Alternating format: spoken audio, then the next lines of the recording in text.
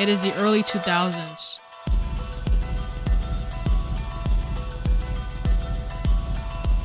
And Turtle Rock Studios, formerly known as Valve South,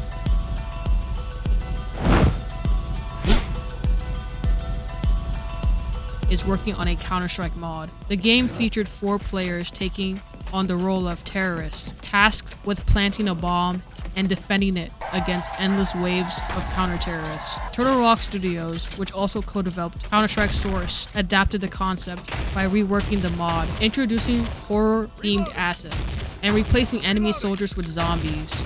They pitched this version, Terror Strike, to Valve in hopes of releasing it as a standalone game, but the idea failed to gain momentum until Valve writer Chet Falizek noticed the project and brought it to the attention of CEO Gabe Newell.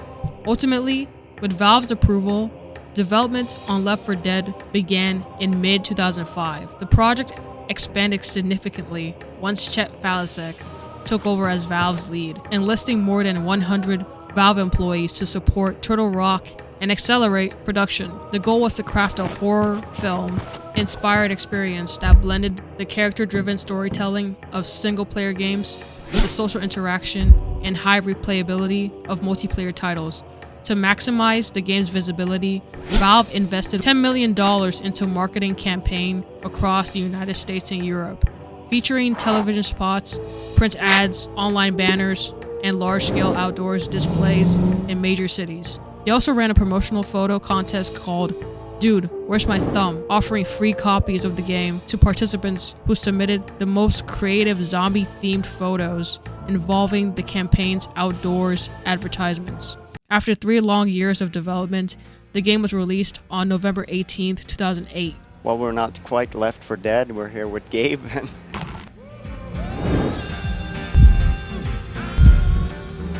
It was an instant success. It's almost pitch perfect in how it captures the tension and the action of a Hollywood zombie movie. Quite possibly the perfect co-op shooter. The game's smart use of lighting, film grain effects, and various subtle contrast and color effects give much of the world a desolate, washed-out feeling. Hideo Kojima, creator of the Metal Gear series, declared in an interview with OneUp.com that he was addicted to the game. It is easy to see why. A deadly outbreak of a highly contagious pathogen nicknamed the Green Flu erupts in Pennsylvania. The virus triggers extreme aggression, cellular mutation, loss of higher brain functions, and in effect turns its victims into zombies. 2 weeks after the first cases, 4 immune survivors, William Bill Overbeck, a Green Beret and Vietnam veteran, Zoe, a college student, Lewis, a district account manager, and Francis, an outlaw biker, escaped the city of Fairfield. Its addictive gameplay makes every match feel fresh, the teamwork is intense and rewarding, and the AI keeps tension high, with unpredictable challenges creating a constant loop of adrenaline. Development on Left 4 Dead 2 began soon after the first game's release, driven by the team's ambition to expand on their ideas and deliver a sequel that was bigger and better. Chet Falizek stated that Left 4 Dead 2's story would explore more of the world of the game, and that Valve had created a full story for the cause and effects of the infection pandemic. Left 4 Dead 2 features roughly 7,800 unique lines of dialogue, a 40% increase over its predecessor. The game's writers crafted each character with care, casting voice actors whose natural accents matched their roles, giving them the freedom to improvise, adding genuineness to their performance. When designing the new Special Infected, the team had to ensure each creature's abilities worked well with the existing roster and the adjustments already made to them. One scrapped concept was the Leaker, an infected that would spray damaging goo when hurt and then self-detonate like a boomer. Because this attack gave survivors too much time to react, the idea was abandoned, though elements of the Leaker eventually formed the Spitter. PC and Xbox 360 players who pre-ordered Left 4 Dead 2 gained early access to the game's demo, which was released on October 27, 2009 for Xbox Live and October 28, 2009 for PC players, an exclusive baseball bat, melee weapon, to be used in-game. On October 5th, 2009, Valve revealed that Left 4 Dead 2 would receive a $25 million advertising push, more than double the $10 million campaign used to promote the first game. Ladies and gentlemen, welcome to the 2009 Xbox 360 media briefing.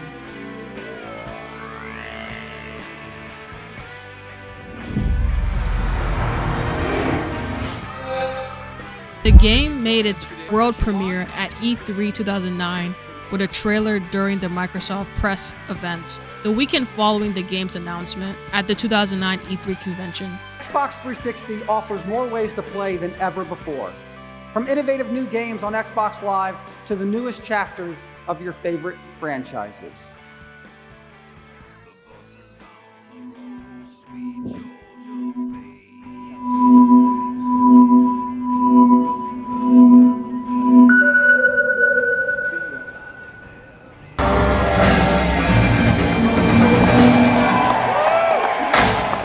Some Valve fans are used to waiting an eternity for a sequel, so it was quite suspicious that Left 4 Dead 2 was announced less than a year later. Left 4 Dead players called for a boycott of Left 4 Dead 2 and formed the Steam community Left 4 Dead 2 Boycott, No Left 4 Dead 2, which grew over 10,000 members by the end of that weekend and reached more than 37,000 about a month later. The group posted a few key reasons why they were so upset with this announcement. Significant content for Left 4 Dead 1 was promised and never delivered. Valve put little faith in Left 4 Dead 1 since they almost certainly started working on Left 4 Dead 2 right after release. The fact that Left 4 Dead 2 is nearly identical to Left 4 Dead 1 will decimate the community for both games. The announcement date is not nearly enough time to polish content or make significant gameplay changes. The new character designs seem bland and unappealing so far. Left 4 Dead 2 is too bright to fit in, which Left 4 Dead 1's visual aesthetic. The fiddle-based horde music is extremely disliked, though the differently orchestrated music is otherwise welcome. Left 4 Dead 2's release will result in a drop in quality and frequency for Left 4 Dead 1 content, even compared to before. The community has lost faith in Valve's former reputation for commitment to their games post-release. A forum was put out which served as a Q&A for Valve's marketer Doug Lombardi. Lombardi emphasized that the Left 4 Dead 2 announcement at E3 did not mean that Valve was abandoning the first game. He urged the community to trust them a little bit, explaining that the team was eager to deliver new content. They concluded a full sequel was the best path forward. The demand for new campaigns, enemies, and weapons couldn't be met with a simple DLC, and both Chet Falazek and the project lead Tom Leonard noted that the game's systems were too interconnected to allow incremental updates like those in Team Fortress 2. Instead, they felt it made sense to package the new content into a sequel, released just 1 year after the original.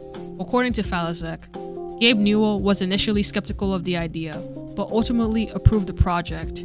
In September 2009, Valve arranged for 2 of the group's members to fly over to Valve's headquarters and playtest the game to see if they could be persuaded to write some nice things about the game.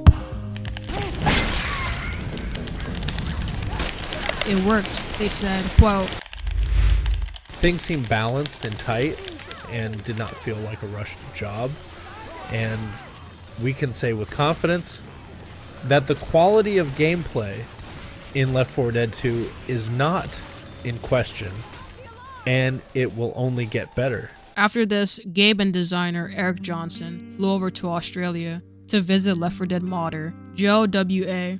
Joe found it unfair that Valve flew several members of a Left 4 Dead 2 boycott group to the company's headquarters. Why the hell haven't I been flown over to Valve? I mean, you guys need to preview my campaign. He wrote to Newell in an email. "We are boycotting your campaign," Newell replied, to which Joe asked, "What does that mean? I have to fly you here?" Me and Eric Johnson. Undeterred by a $1,200 plane ticket, Joe turned to the gaming community for support, ultimately raising over $3,000 to fund the trip.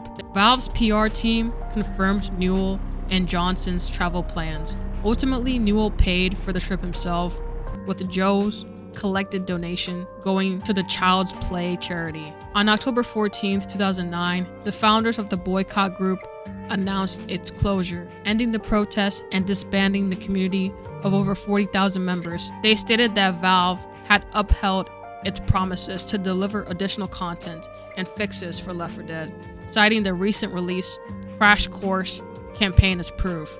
The organizers also felt the group had lost its original purpose and was now primarily being used to insult Valve, its employees, and other players. In an interview on October 29, 2009, Gabe Newell remarked that members of the boycott group were actually pre-ordering Left 4 Dead 2 at a higher rate than Left 4 Dead owners who hadn't joined the boycott. Looks like another Valve W. Valve was required by the ESRB to modify Left 4 Dead 2's original cover art. The initial design showed the series' iconic hand with the little finger, ring finger, and thumb torn off, leaving only the index and middle finger intact. Considered too graphic, the image was altered so the missing fingers appeared simply bent back. However, Valve was still able to keep the severed thumb in most regions, with the exception of Japan and Germany, where it had to be censored. The cover was further changed for release in the UK, as the two-finger sign with the back of the hand towards the viewer is considered an insult. The UK cover features the hand facing the opposite direction to avoid this, making it instead the more optimistic gesture for victory. Rewind a couple of months before, Houston Chronicle's article, "Is Racism Becoming a Norm in Gaming?" written by Willie Jefferson. The blogger expresses concern over 2009 releases Resident Evil 5 and Call of Juarez Blood and Bound, as well as Left 4 Dead 2. Resident Evil 5 had already been the subject of much debate over its depiction of African villagers as zombies. Jefferson writes, "I am disturbed by the growing trend of racist undertones that are cropping up in video games. One of the games that come to mind is Left 4 Dead 2, set in New Orleans. Players will have to fight their way through hordes of zombies, with several of them who appear to be African Americans." When I first saw the trailer for the game, all I could think about was Hurricane Katrina and the aftermath. This got backlash because of the ridiculous statement that Valve having black zombies in their game is racist. Falasek responded saying, "There are mixed races of zombies. There are all different races of zombies that you shoot, and since we placed it in New Orleans, that makes it racist?" I honestly reread the paragraph about 5 times, but when 2 of the characters in your game are African American, it's a weird thing to be accused of. We're like, how does this work? As far as Katrina goes, if you go down to New Orleans, Katrina is still going on. I mean, it's messed up. It's crazy that the city is still in the state it's in, and we treat that with the utmost respect. Our CEDA thing is not some subversive commentary on anything. This is a video game. Those are real people's lives. We are not trying to make a statement with that. It's a place. We love it. It's dear to our hearts. We would not cheapen it. It's not a brick-for-brick representation of New Orleans. It's a fictional version, and I love that city. Weeks before Left 4 Dead 2 was released, the game had been banned in Australia after failing to reach an MA15+ rating. Left 4 Dead 2 was refused classification by the classification boards, meaning it will be banned from sale. In its reports, the board said the game, due to be released in October, contained realistic, frenetic, and unrelenting violence. The game contains violence that is high in impact and is therefore unsuitable for persons under 18 years to play. The report said Left 4 Dead 2 is the 4th title to be banned in Australia this year after strip poker game, sexy poker, shooter Necrovision, and role-playing game Risen. Valve submitted a modified version of the game to the OFLC addressing the board's stated concerns. This edition removed depictions of decapitation, dismemberment, wound detail, or piles of dead bodies, and was subsequently rated MA15+, allowing it to be released in Australia. However, Valve and Electronic Arts continued to pursue approval for their preferred unaltered version. On August 29, 2014, the game's censored version was reclassified R18+, unbanning the game. A similar thing happened in Germany. To achieve the highest possible rating given, Valve had to heavily censor the game's violent content similar to the Australian version. However, the international version was indexed by the Federal Department of Media harmful to young persons on December 1st, 2009. On January 29th, 2021, the uncensored version was released for Germany after a re-evaluation by German authorities. Users in Germany who had purchased the game could switch to the uncensored version as downloadable content, similarly to Australian consumers. After everything that happened, Left 4 Dead 2 finally released on November 17th, 2009. Set shortly after the green flu outbreak, 4 immune survivors, Coach, Ellis, Nick, and Rochelle, traveled across the US South, fighting through infected swarms in search of rescue. Their journey takes them from Savannah to New Orleans, using whatever transportation they can find, while the infection spreads unchecked. At launch, the Xbox 360 version of Left 4 Dead 2 faced significant lag and slowdown issues in online modes, largely tied to the game's dedicated servers. Valve attributed the problems to an unexpectedly high surge of players on Xbox Live. The issue was resolved shortly after release through server infrastructure upgrades and the addition of new dedicated servers. The game received favorable reviews across all platforms.